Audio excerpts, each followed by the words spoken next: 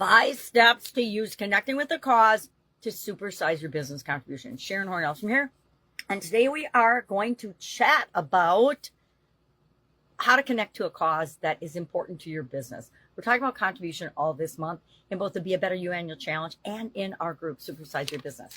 Why? Because we want to find ways to help us get a competitive advantage and grow and build and supersize our business. And one of the best ways to do that is to think about things that are important to us and important to the people that we serve and align with them, get connected with them.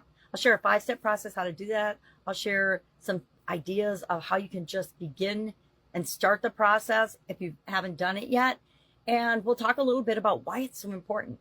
Number one, when we connect to something outside of our organization, it demonstrates to the world in a very real and tangible way that we're more than just a business or just another service or product creator or service provider. We are here to make the world a better place. And if you're truly here to make the world a better place, it becomes part of your identity and you become known for that. Think of companies, and as soon as you hear their name, you think of the charitable things that they do, not just the products and services they create. I think of the Tom Tom Shoes company. There's a lingerie company. I can't remember the name of it right now, but they make socks and t-shirts and shoes. And for everyone that they sell, they donate one set to people in need.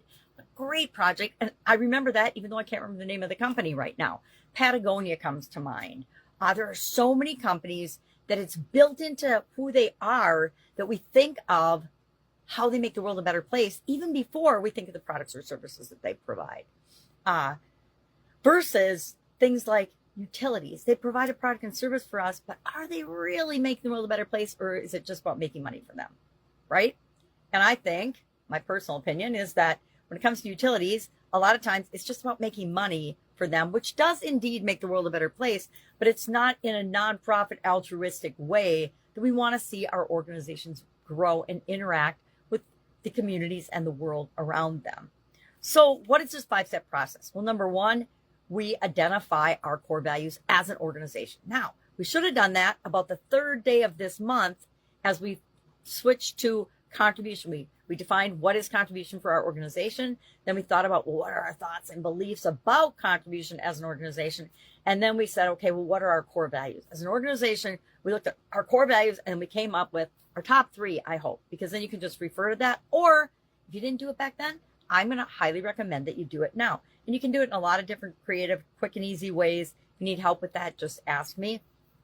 But first, start with what's most important to you and your organization. Second, align with a mission that inspires action. Doesn't just inspire your company, doesn't just get you all worked up emotionally and feeling all the feelings as an organization and get all riled up.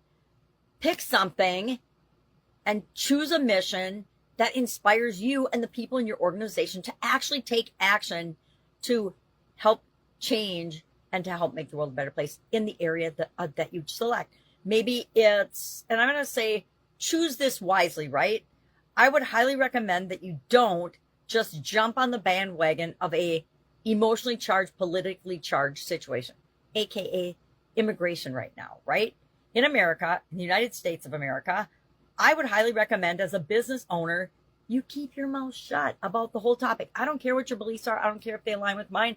I think as a business owner, it is very dangerous to side with anything illegal, immoral, unethical, criminal, etc., right? Because what does that say about your business? It says that you're on the side of not following the rules, breaking the law. And no business owners should be out there associating themselves with that as a brand if they want to stay in business long term. Why? Because we do business with people we know, like, and trust. And if you're siding with evil, I'm going to call it evil, illegal, criminal, corrupt behavior is evil, in my humble opinion. And it's, I guess, my group, so I get to say that and share that. But if you do that, you're going to implode and destroy your business. And again, like anything else, you might get a short-term bump in your profitability, but I guarantee you long-term, you're going to pay dearly for that. So pick a cause that matches your organization's core values. And then step 3 is make sure you pick a cause as part of your mission that aligns with your organization's strengths. If you're an accounting firm, pick something that is in alignment with your skills and abilities with math and money and numbers and accounting. Same if you're a financial firm, pick something that's aligned along the financial area, and that the cause is for ethical, correct, positive behavior in that area, right? To make the world a better place, not advocating any kind of cheating or things like that. And again, you can do that. You can do that if you want a short-term bump or if you want to do a marketing spin on something. But I guarantee that over the long run, if you are siding with evil, you will lose. Just my opinion. Fourth, integrate the cause into your identity, right? One of the fastest ways to grow and build and supersize your business is to create the identity that you want to see in the world. Create the business that you want to see in the world. Create the impact, the positive impact. We're only talking positive impact here, right? That you want to see in the world. And integrate that into who you are as an organization. Make it part of your culture. Make it part of what you stand for. And I think this month we're going to actually create our own motto and code of ethics because I think it fits pretty well with contribution. And I think it's important. We do it a couple times a year usually, or I do it a couple times a year for sure. But as part of the challenge, I try to build it into a couple of different areas that remind us to be the change we want to see in the world, right? Set the example. Be the example, not the warning. I don't know how many times a year I say that. Probably 100 for sure.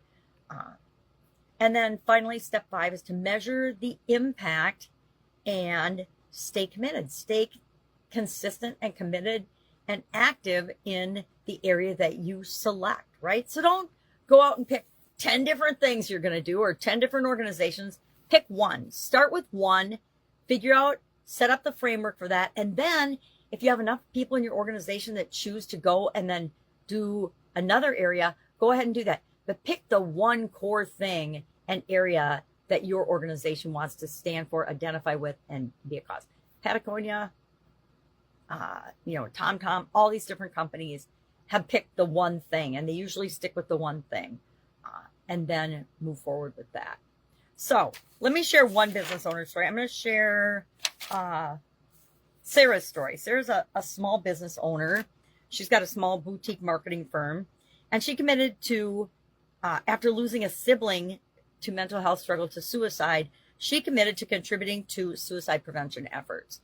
She aligned her business values with her personal cause because it was a small business. She could do that. Today, her agency donates 5% of the profits to mental health nonprofits and offers pro bono branding services to youth support groups and groups especially tied to mental health initiatives.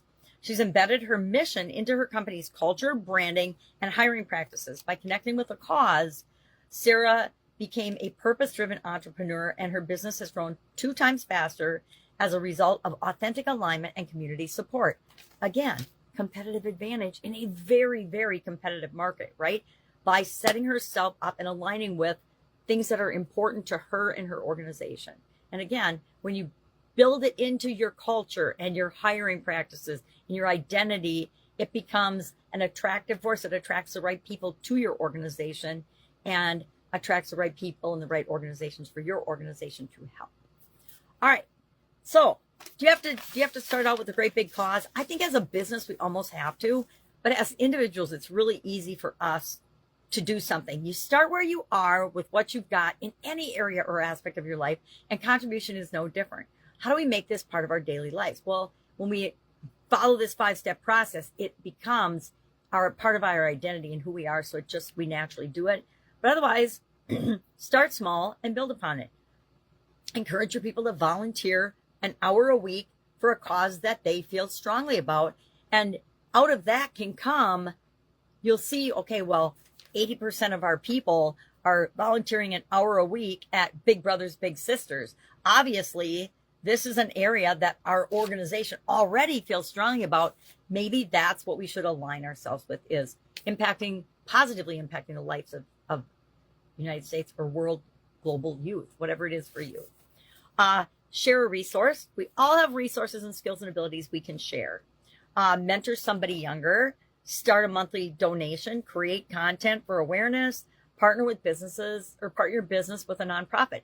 There's probably already a nonprofit or an organization out there, and I will say do your homework, but you can always just partner with one and build upon that. But make sure that all of your ducks are in a row and all their ducks are in a row and you're totally aligned with core mission, skills, values, etc. before you do that. I will say that maybe we all haven't, but I have definitely donated my time, energy, and resources to causes that did not deserve my time, energy, and resources on occasion. So we want to watch out for that so that giving always feels awesome.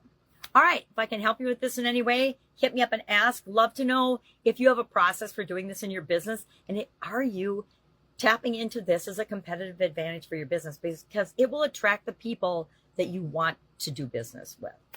All right, have a great day, and I will, of course, be with you tomorrow.